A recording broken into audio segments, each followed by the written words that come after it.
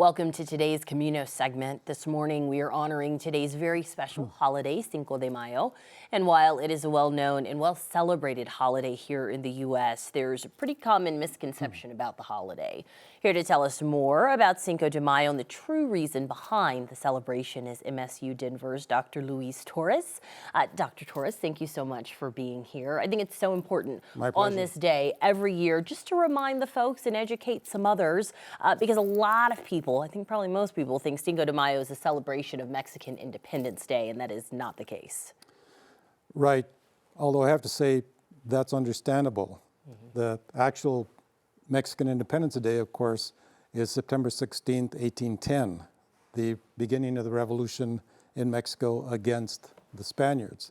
And that would take until 1821, so it would take 11 years to gain that independence. So that is the actual Mexican Independence Day.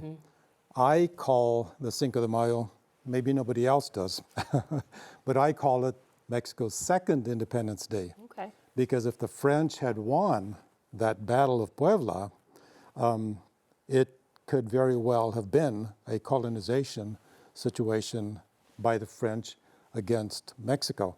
So that's understandable. But it's actually very good to have both Cinco de Mayo and the 16th of September for us to celebrate. And it makes very good sense because, of course, Colorado, part of Colorado was part of Mexico until 1848, after the Mexican Mexican-American War of 1846 to 1848. If you think of the Arkansas River, for example, running through from the mountains running through Pueblo, right, and then out to Kansas. All of the area south of that was, in fact, part of Mexico. So that's why it's important for us to not only recognize and affirm, but to keep up this tradition, keep up this consistency of celebrating the Cinco de Mayo and the 16th of September. And I have to say, you know, in a very real way, despite the fact that we are often called immigrants, for example, despite that we have indigenous background going back 10,000, 12,000, 14,000 years, in a very real way, we never came to the U.S. That's right. The U.S. came to us. We did not immigrate to the U.S. The U.S. immigrated to us. We have a saying, you know, about that exact fact. We did not cross the border crossed us. So the Cinco de Mayo celebration, though, it really represents, well, I'll back up a little bit. It really represents resistance against oppression because the French were coming in to take over, to colonize Mexico. Not just resistance against oppression, resistance against overwhelming odds, because there was every reason to believe that France would defeat Mexico in that battle. The Battle of Puebla, which happened May 5th, 1862, pitted, P-A-T-E-D, pitted, right? Approximately 6,500 French troops, and they were considered the best troops in the world. France was considered, again, the best army, the best troops in the world. Approximately 6,500 regular troops, which means they were trained, they were very well trained, very well prepared. They had a lot of very good weapons and so on, against approximately 5,000 Mexican soldiers, but maybe 3,000, 3,500 were regular soldiers, the rest were recent conscripts.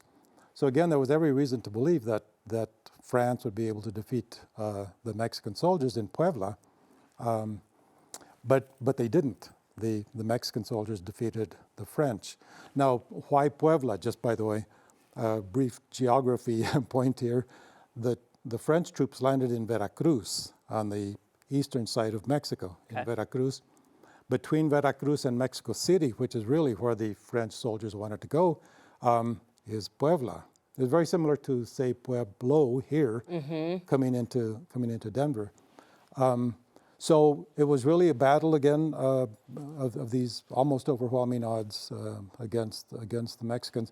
And very importantly, that caused the French to withdraw for approximately 1 year.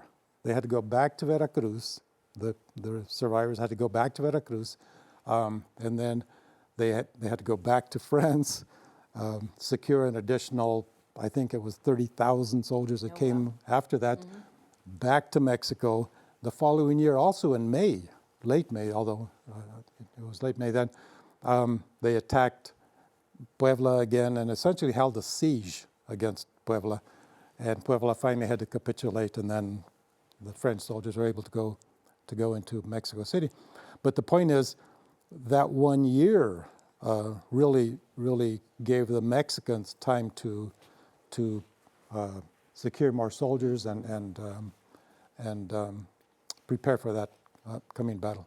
Yeah, the history behind it truly is fascinating, and I just learned a lot there. I thought I knew about Cinco de Mayo, so thank you for that. What do you think it is that has made this holiday just kind of larger than life? I mean, Mexican culture is so incredible. It is so vibrant and fun and makes everybody from all cultures want to be a part of it. But why do you think it thrives in the way that it does? This holiday is like larger than life. The community, the Latino Mexican community in the U.S., began celebrating that war 2 or 3 years after the battle. So it is not recent by any means.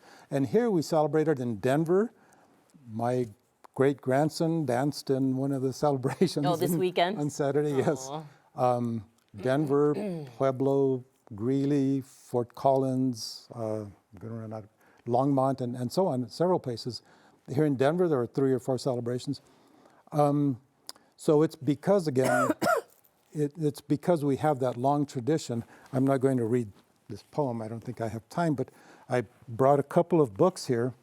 I had a hand in this one, especially some of the poetry that I collected from the 1860s in Spanish language newspapers here in the U.S. We had them here in Colorado, but they are poems written by Mexicanas, Chicanas, women, about the Cinco de Mayo, celebrating the Cinco de Mayo in 1865. That was in the middle of the war, right? Yes, I'm so sorry to interrupt you. We are way out of time, but thank you so much. We have learned a lot in today's Camino segment. Professor Torres, we appreciate you. We will continue this tradition, and I think it's very, very important that we do. Thank you so much. We'll be right back.